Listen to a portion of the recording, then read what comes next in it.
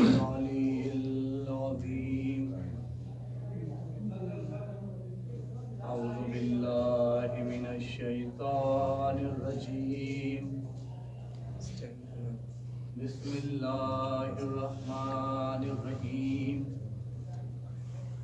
الحمد لله الذي هدانا لهذا وما كنا لنهتدي لولا أن هدانا الله.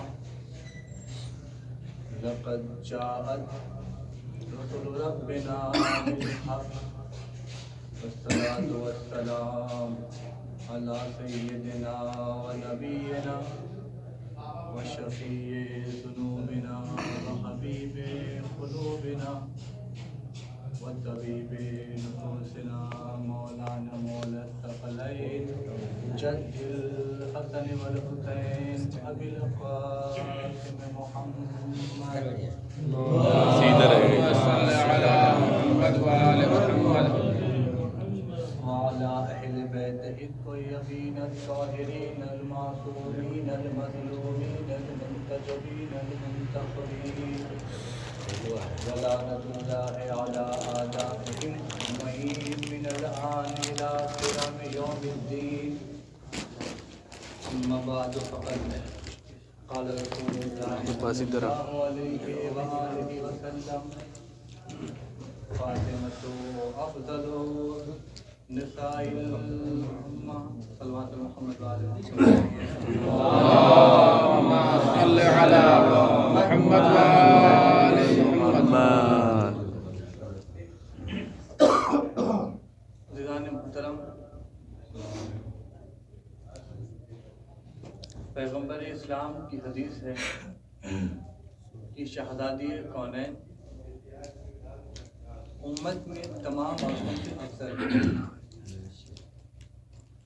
اور اسی مفہوم کی حدیث اور ملتی ہے کہ عالمین کی تمام عورتوں سے افضل ہے. آپ اندازہ لگائیے اور غور کیجئے کہ پیغمبر نے جو افضلیت بیان کی ہے وہ کس اعتبار سے بیان کی. فاطمہ تو افضل نساء العالمین یا نساء الامہ کی جو افضلیت بیان کی جا رہی ہے کہ فاطمہ افضل ہے تمام عالمین کی عورتوں سے یا تمام امت کی عورتوں سے. افضلیت کس اعتبار کی ہے؟ اگر ایک انسان بافضیلت ہے اس کے سامنے دوسرے کو ہم افضل کہتے ہیں تو ایک اعتبار ہوتا ہے. مثلا ہم کہتے ہیں کہ یہ شخص بہادر ہے لیکن فلاں شخص اس سے زیادہ بہادر ہے، تو یہاں پر کیا بنی معیار افضلیت کا؟ بہادری. یا ہم کہیں کہ یہ شخص بہت بڑا نمازی ہے لیکن اس سے نمازی وہ شخص ہے، تو یہاں پر کیا بنا اعتبار افضلیت کا؟ کہاں نمازی ہونا. یعنی ہر فضیلت کے لیے ایک اعتبار ہے، ایک جہت ہے، کس جہت سے کس اعتبار سے فلاں شے یا فلاں شخص سے بڑا ہے، اس سے افضل ہے. اب جو پیغمبر نے فرمایا کہ شہزادی کونین عالمین کی تمام عورتوں سے افضل ہیں، تو پیغمبر کس اعتبار سے فرما رہے ہیں؟ کلام پیغمبر مطلق ہے، کوئی قید نہیں پائی جا رہی اس میں کہ ہم کہیں کہ فاطمہ عبادت کے اعتبار سے افضل ہیں، فاطمہ سخاوت کے اعتبار سے افضل ہیں، فاطمہ زہد و تقوی کے اعتبار سے افضل ہیں، فاطمہ امور خانہ داری کے اعتبار سے افضل ہیں. کوئی قید نہیں ہے. کلام پیغمبر مطلق ہے، تو کلام پیغمبر کا مطلق ہونا اس بات کی دلیل ہے کہ اگر فاطمہ کسی ایک اعتبار سے افضل ہوتی تو پیغمبر اس اعتبار کو بیان کرتے. کیونکہ فاطمہ ہر اعتبار سے ہر عورت سے افضل ہے، اس لیے پیغمبر نے کسی اعتبار کی قید نہیں لگائی بلکہ کلام کو مطلق رکھا. تم جس اعتبار سے دیکھنا چاہو، تم عبادت سے دیکھنا چاہو، تم سخاوت سے دیکھنا چاہو، تم استقامت سے دیکھنا چاہو، تم عبادت سے دیکھنا چاہو، تم تقوی کے اعتبار سے دیکھنا چاہو، تم جس لحاظ سے دیکھو گے تمہیں فاطمہ افضل نظر آئیں گی. سبحان اللہ. صلوات محمد وعلی محمد. اللهم صل على محمد وآل محمد. فاطمہ ہر لحاظ سے افضل ہے، تمام عورتوں میں افضل ہیں، یعنی کچھ چیزیں ایسی ہیں جو ان کے اندر پائی جاتی ہیں باقی عورتوں میں نہیں پائی جاتی۔ عورتوں کی جب تعریف کی جاتی ہے تو کہا جاتا ہے کہ عورتیں ناقص العبادہ ہوتی ہیں اور ناقص العقل ہوتی ہیں۔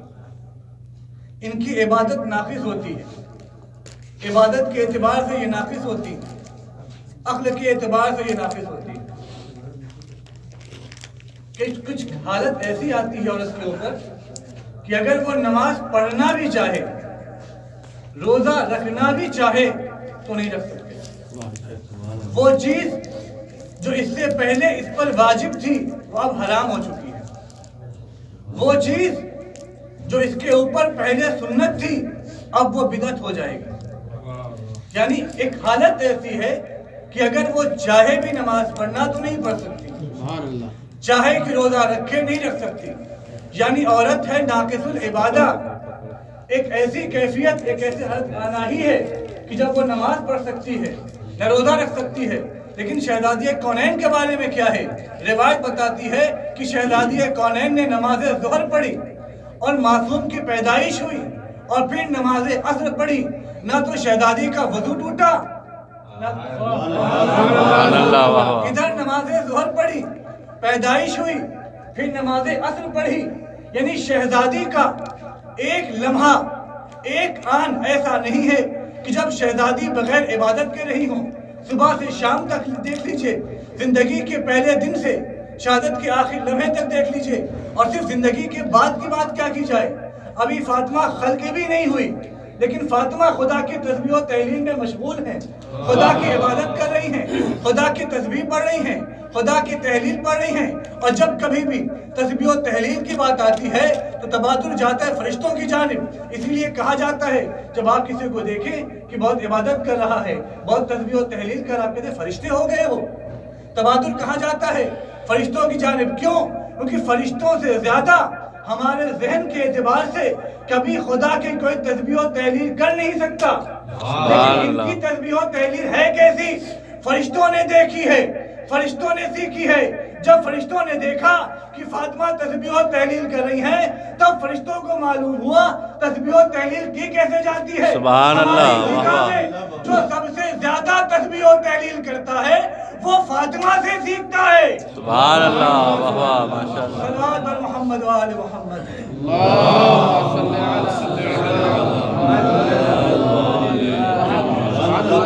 وہ فاطمہ سے سیکھتا ہے تسبیح و تحلیل، خدا کی تسبیح کیسے کی جائے، خدا کی عبادت کیسے کی جائے۔ اور عورتیں ناقص العقل ہوتی ہیں۔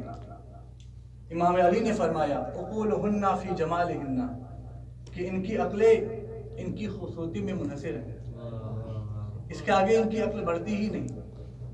کیا چیز پہنے تو اچھے لگیں گے، کس طرح کا پہنے تو اچھا لگیں گے۔ عقولہن فی جمالہن، امام علی فرما رہے ہیں جو ہر انسان کا ظاہر و باطن جاننے والے، امام علی فرما رہے عقولہن فی جمالہن، کہ عورتیں ناقص العقل ہیں کیونکہ ان کی جو عقل ہے ان کے جمال میں، شہزادی کی عقل ان کے جمال میں منحصر نہیں ہے۔ اگر شہزادی کی عقل ان کے جمال میں منحصر ہوتی تو کبھی بھی شہزادی اپنے گلے کا ہار سائل کو نہ دیتی، کیونکہ آج کی عورتیں اپنا ہار کسی کو پہننے کے لیے نہیں دیتی اور شہزادی نے اسے ہمیشہ کے لیے دے دی۔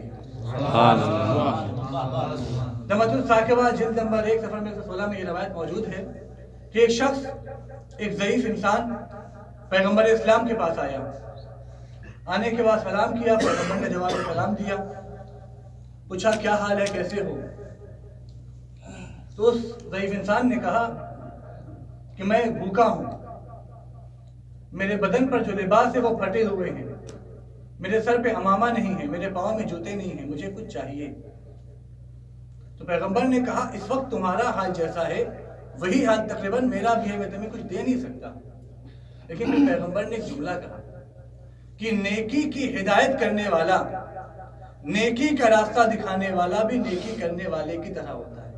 سبحان اللہ، واہ واہ۔ کہا کہ میں تمہیں وہ گھر بتاؤں گا کہ جس گھر میں رہنے والے خدا سے محبت کرتے ہیں، اس کے رسول سے محبت کرتے ہیں، اور اس گھر میں رہنے والوں سے خدا محبت کرتا ہے، اس کا رسول محبت کرتا ہے۔ تم اس گھر میں جاؤ، تمہاری مراد پوری ہوگی۔ جناب بلال کو ساتھ نے بھیجا کہ در فاطمہ پر لے جاؤ۔ در فاطمہ پر پہنچے، جب الباب ہوا، نبی فضا باہر آئی، کیا ہوا پورا ماجرا بیان کیا کہ پیغمبر نے بھیجا ہے۔ فضا اندر گئی، شہزادی کو سارا ماجرا بیان کیا۔ اب آپ دیکھیں شہزادی کی عقل ان کے جمع کا منحصر نہیں ہے۔ شہزادی نے دیکھا کہ میرے پاس حرم کو دینے کے لیے کچھ نہیں ہے، میں کیا دوں اس کو، لیکن سائل آیا ہے، خالی ہاتھ بھیجنا بھی نہیں ہے۔ تو جب فاطمہ نے وہ ہار، روایت بیان کرتی ہے کہ وہ ہار بی بی کو پسند تھا، کیونکہ جناب حمزہ کی بیٹی نے تحفے میں دیا تھا۔ وہ ہار جو ان کے گلے میں تھا، اپنے گلے کا ہار اتارنے کے بعد فضا کو دیا کہ جا کے سائل کو دے دو۔ سبحان اللہ۔ اب آپ دیکھیں منحصر ان پر منحصر نہیں تھی خصوصی میں ان کیا، فضا کو دیا، فضا نے دے دیا سائل کو۔ اب سائل نبی کی مسجد پر آیا، نبی نے پوچھا کیا ہوا، کہا در فاطمہ پر گیا تھا، مجھے یہ ہار ملا ہے۔ اب اگر دیکھا جائے تو یہ ہار ہے، نہ تو لباس ہے جسے وہ پہن سکتا ہے، نہ وہ امامہ ہے جسے سر پہ رکھ سکتا ہے، نہ جوتا ہے جسے پہن سکتا ہے، سبحان اللہ۔ نہیں کھانا ہے جسے کھا سکتا ہے، یہ ایک ہار ہے۔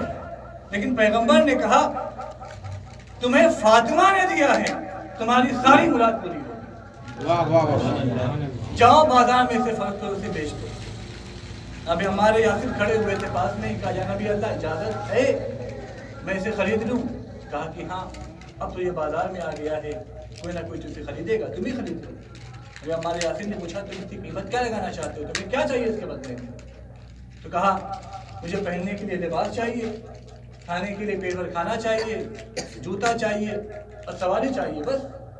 ابھی عمار نے کہا میں تمہیں 200 دینار دوں گا، ایک چادر یمنی دوں گا، ایک لباس دوں گا، سبحان اللہ۔ اور تمہیں ایک ناقہ دوں گا، تمہیں پیٹ بھر کھانا بھی کھلاؤں گا۔ اب آپ دیکھیں ہار کی برکت سے بوکن نے کھانا کھا لیا۔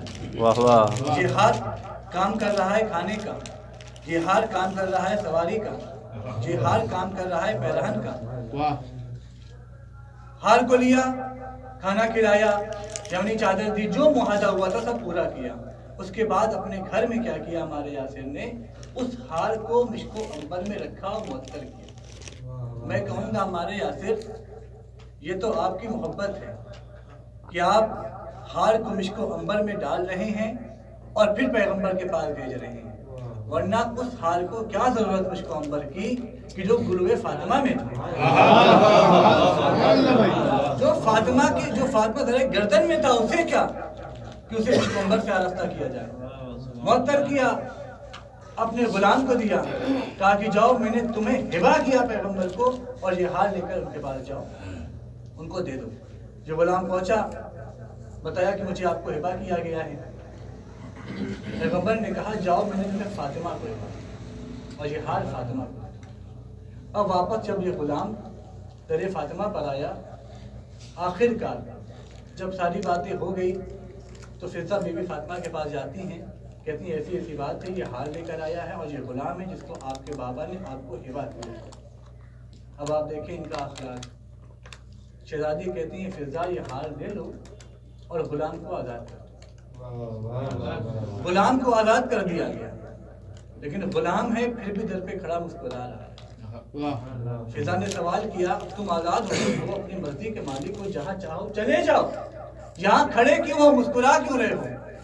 کہا میں ہار کی برکت پہ مسکرا رہا ہوں۔ سبحان اللہ۔ ایک بھوکے نے کھانا کھا لیا، بے پیرہن نے لباس پہن لیا، پیدل کو سواری مل گئی، واہ اور پھر واپس اپنے اصل مالک کی طرف لوٹ گیا۔ واہ واہ۔ صلوات محمد وآل محمد۔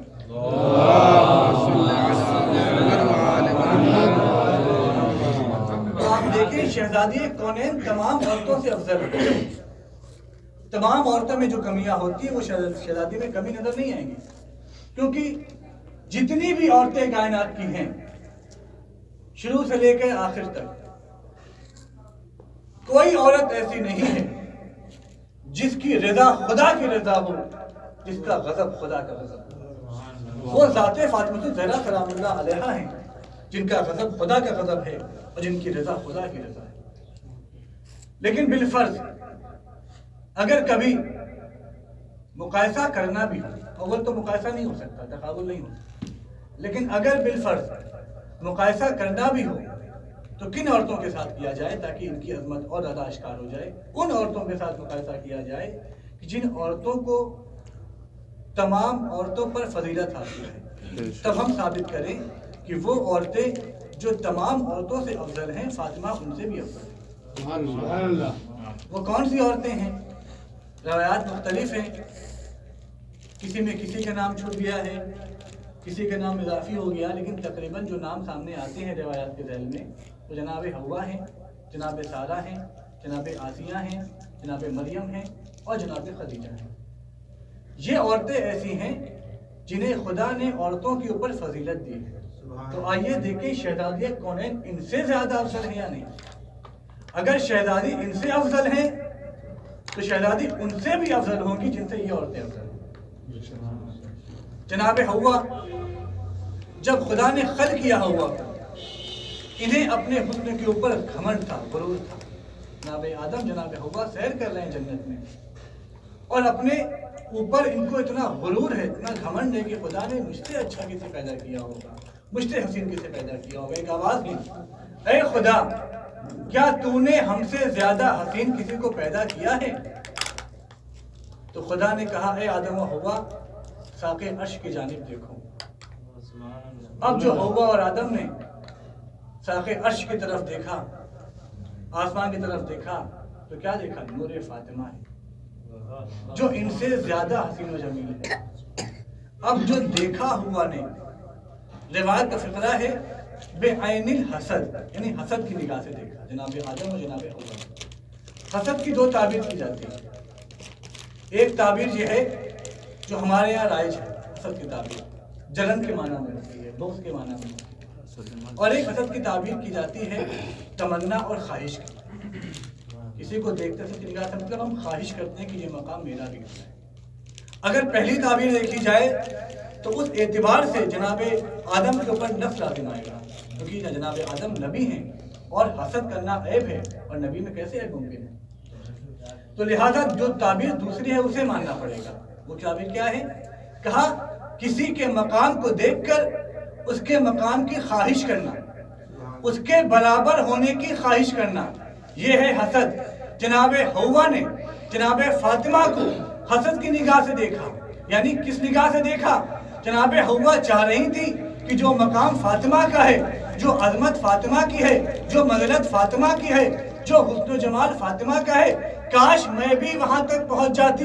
اب روایت کے فقرے ہیں، قصائص فاطمیہ میں لکھا ہوا ہے کہ جیسے ہی جناب حوا نے حسد کی نگاہ سے دیکھا، خدا نے کہا اے حوا تم میری بارگاہ سے چلی جاؤ، اے حوا تم میری بارگاہ سے چلی جاؤ۔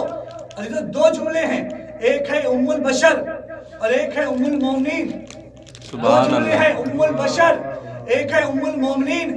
ام البشر کا دائرہ ہے وسیع، تمام بشر کی ماں، ام المومنین کا دائرہ ہے تنگ، صرف مومنین کی ماں۔ اب آپ دیکھیں خدا کو گوارا نہیں ہے کہ ام البشر فاطمہ کو خواہش کی نگاہ سے دیکھے۔ جب خدا یہ گوارا نہیں کر سکتا کہ کوئی فاطمہ کے مقام کی خواہش کرے تو خدا یہ کیسے گوارا کر سکتا ہے کہ ام المومنین فاطمہ کی برابری کرے؟ خدا یہ کیسے گوارا کر سکتا ہے؟ اور آپ اندازہ کریں یہ ام البشر ہے کہاں؟ ام البشر ہے جنت میں، اور جب خدا نے جنت میں ہونے کے بعد بھی انہیں جنت سے نکال دیا، سبحان اللہ، جنت واہ واہ، میں گئی ہی نہیں۔ صلوات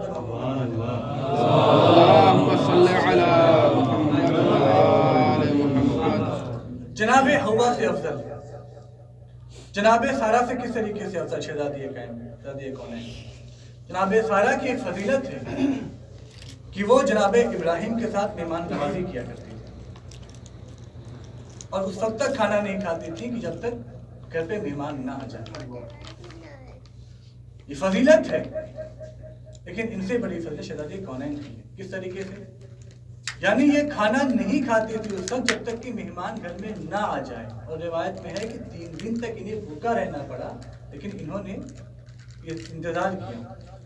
لیکن اس بات پر سب متفق ہیں کہ جب مہمان آتا تھا اور مہمان کو کھلاتی تھی تو خود کھاتی بھی تھی۔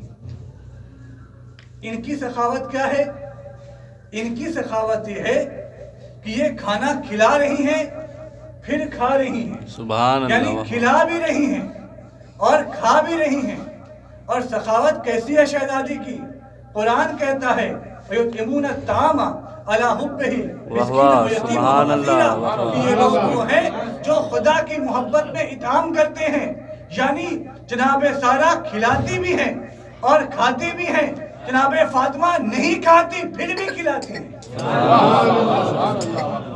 عَلَىٰ حُبِّهِ کی ضمیر مفسروں نے 2 طرف پلٹایا ہے، جو عَلَىٰ حُبِّهِ میں جو ضمیر ہے کہاں کہاں ایک مرتبہ پلٹایا خدا کی جانب کہ یہ لوگ خدا کی حب میں، خدا کی محبت میں طعام کرتے ہیں، اور بعض نے پلٹایا ہے طعام کی جانب کہ یہ لوگ طعام کی محبت میں۔ کس طریقے سے انسان 3 دن سے روزہ ہے، بھوک لگ رہی ہے، بدن میں کمزوری آ رہی ہے، تو اس وقت انسان کو خواہش ہے کھانے کی، تو کہا حبے کی ضمیر کہاں پلٹی؟ طعام کی جانب، یعنی کھانے کی خواہش ہونے کے بعد بھی یہ طعام کرتے ہیں۔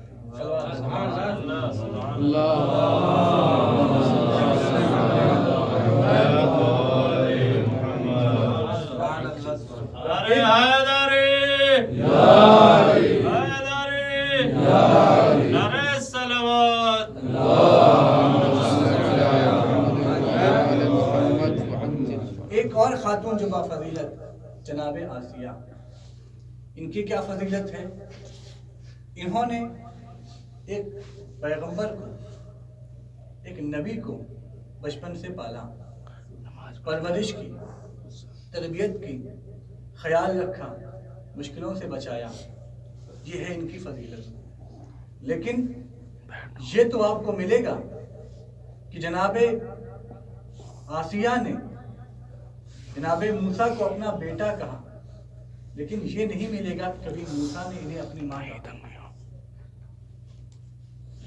اتنی تربیت کی، اتنی پرورش کی، اتنا خیال رکھا، زندگی کے آخری لمحے تک خیال رکھا، لیکن کبھی بھی اس بات کی حقدار نہ ہوئی کہ ایک نبی انہیں کہہ کے پکارے، ایک نبی انہیں ماں کہے۔ لیکن کیا کہنے ذات فاطمہ الزہرا سلام اللہ علیہا کی کہ پیغمبر کے ساتھ ایسا عمل کیا کہ پیغمبر کو کہنا پڑا فاطمہ تو ام ابیہا، فاطمہ اپنے باپ کی ماں۔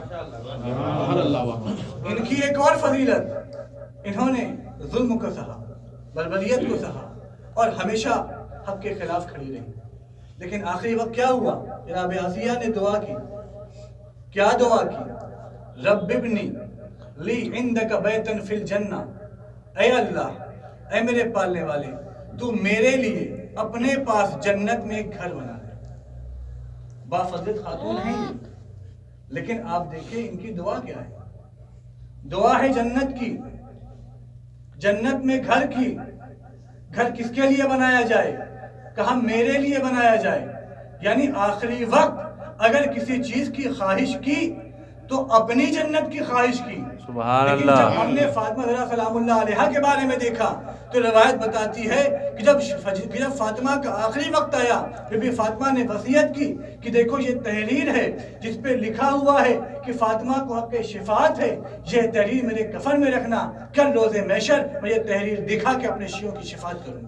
سبحان اللہ۔ جناب آسیہ اپنی دعا کر رہی ہیں، اپنے لیے جنت طلب کر رہی ہیں، اور شہزادی کونین اپنی امتیوں کے لیے جنت طلب کر رہی ہیں۔ صلوات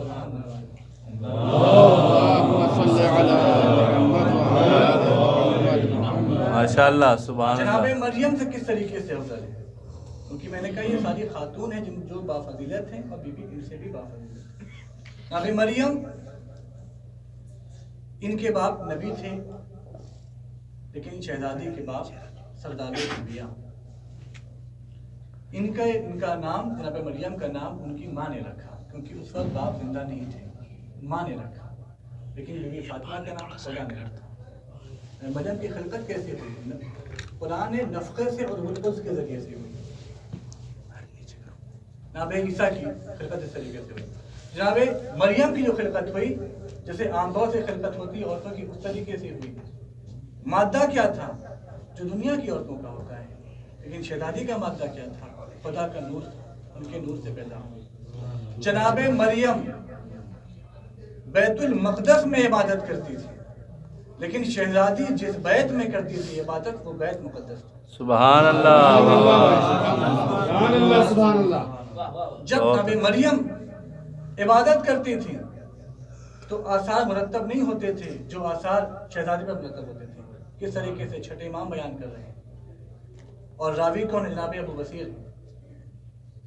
امام نے کہا کہ جب میری جدہ فاطمہ محراب عبادت میں جاتی تھی تو ان کی پیشانی سے ایسا نور نکلتا تھا جس سے زمین اور آسمان، اصل لفظ دیکھا جائے تو 7 زمینیں اور 7 آسمان ہیں.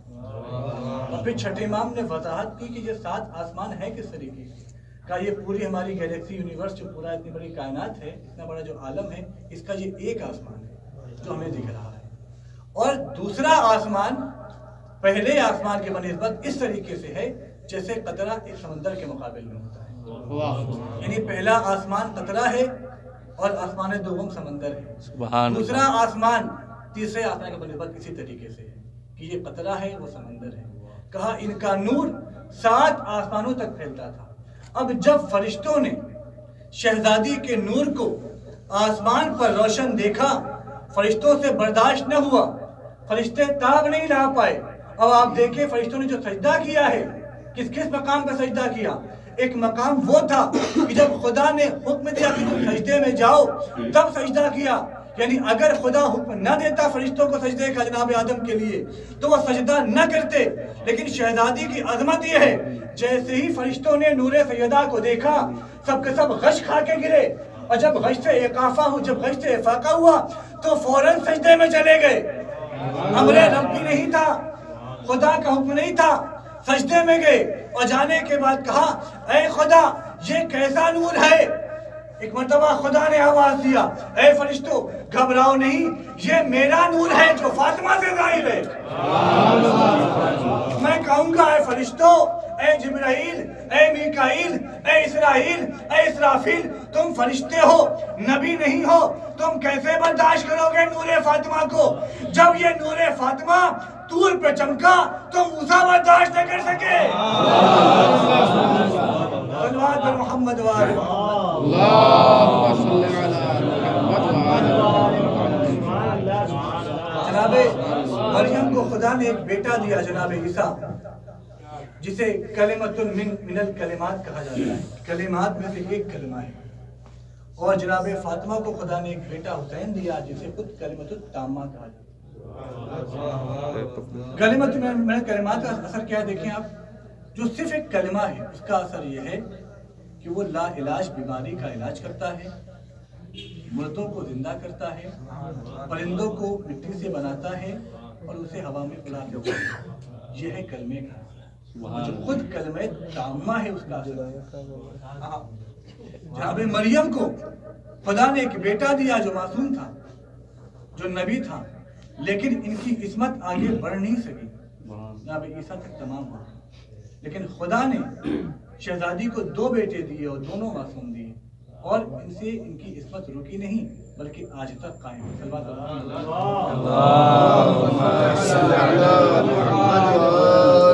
آپ اندازہ کریں شہزادی کی عظمت، ان کی منزلت کیا ہے.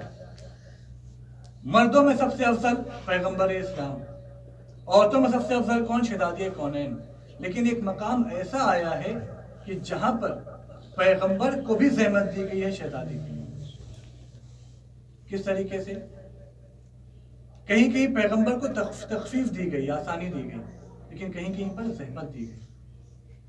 اب آپ دیکھیں کس طریقے سے ساری کتابیں جو نازل ہوئی وہ کہاں نازل ہوئی؟ پہاڑ پہ نازل ہوئی. توریت پہاڑ پہ نازل، زبور پہاڑ پہ نازل، انجیل پہاڑ پہ نازل. لیکن قرآن مجید پہاڑ پہ نازل نہیں ہوا. کیونکہ پہاڑ پر جب کوئی کتاب نازل ہوتی ہے، جب کوئی آیت آتی ہے تو پیغمبر کو وہاں چل کے جانا پڑتا ہے. خدا نے آسانی رکھی، پیغمبر کی افضلیت کی رعایت کی اور کہا پیغمبر آپ افضل ہیں، آپ پہاڑ پہ نہیں جائیں گے، آپ جہاں جائیں گے آیت وہاں آئے گی۔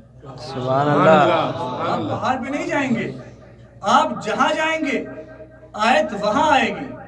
لیکن قرآن وہاں نازل ہوا جہاں پیغمبر تھے، پیغمبر کو مشقت نہیں ہوئی، پیغمبر کو زحمت نہیں ہوئی، لیکن آپ دیکھیں ایک مقام ایسا آیا کہ جہاں پر افضلیت کا لحاظ نہیں رکھا گیا، کہا پیغمبر ہم نے یہ رعایت کی، آپ کے افضل ہونے پر ہم نے قرآن کو وہاں بھیجا جہاں آپ گئے۔ آپ سفر میں تھے، قرآن سفر میں نازل ہوا، آپ حضر میں تھے، قرآن حضر میں نازل ہوا، آپ نماز میں تھے، آیت نماز میں نازل ہوئی، آپ بستر پر تھے، آیت بستر میں نازل ہوئی، آپ جنگ میں تھے، آیت جنگ میں نازل ہوئی، آپ میدان میں تھے، آیت میدان میں نازل ہوئی۔ لیکن پیغمبر اب یہ آیت کا مسئلہ نہیں ہے، اب آیت الکبریٰ کا مسئلہ ہے، میری بڑی نشانی کا مسئلہ ہے۔ اے پیغمبر میں جبریل کے ذریعے نہیں بھیجوں گا، میں میکائیل کے ذریعے نہیں بھیجوں گا، اے پیغمبر تمہیں خود چل کر میرے پاس آنا ہوگا۔ وہ کیا مقام تھا کہ جب خدا کو محمد کو نور فاطمہ دینا تھا تو کہا محمد تمہیں خود لینے آنا پڑے گا۔ قرآن کے لیے پیغمبر کہیں نہیں گئے، آیت خود چل کر آئی، لیکن نور فاطمہ کے لیے کہا میں تمہیں اس طریقے سے نہیں بھیجوں گا، تمہیں خود چل کر میرے پاس آنا پڑے گا۔ یہ نور فاطمہ کی حکم ہے، یہ ہے فاطمہ۔ خدا نے پیغمبر اسلام کو تحفے میں دیا ہے جناب فاطمہ کو۔ ماشاءاللہ۔ اچھا آپ اندازہ کریں، تحفہ ہم اور آپ بھی دیتے ہیں کسی کو، تحفہ خدا بھی دے رہا ہے، تحفے کا معیار کیا ہے اور تحفہ دیا کیوں جاتا ہے؟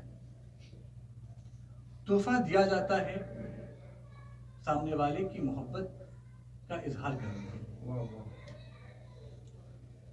یہ وجہ ہو گئی۔ معیار کیا ہے؟ کہا معیار یہ ہے کہ انسان چاہتا ہے جتنی اس کی استطاعت ہے، جتنی قدرت ہے، جتنا اختیار ہے، اس کے اعتبار سے وہ نایاب اور قیمتی شے سامنے والے کو دے۔ یہ ہے معیار تحفے کا۔ جس سے جتنی محبت ہوگی تحفہ اس کا اتنا عظیم ہوگا۔ اب آپ دیکھیے کائنات میں کون ہے حبیب جو خدا جیسے محبت کرے؟ کائنات میں ایسا محبوب کون ہے کہ جو محمد جیسا ہو؟ سب سے زیادہ محبت کرنے والا خدا ہے، جس سے محبت سب سے زیادہ کی جا سکتی ہے وہ محمد ہے۔ حبیب خدا ہے، محبوب محمد ہے۔ ہماری استطاعت محدود، ہماری قدرت محدود، ہمارا اختیار محدود، خدا کا اختیار محدود نہیں ہے۔ اس کی قدرت کے بارے میں کیا کہا جائے؟ علی کل شیء قدیر ہے۔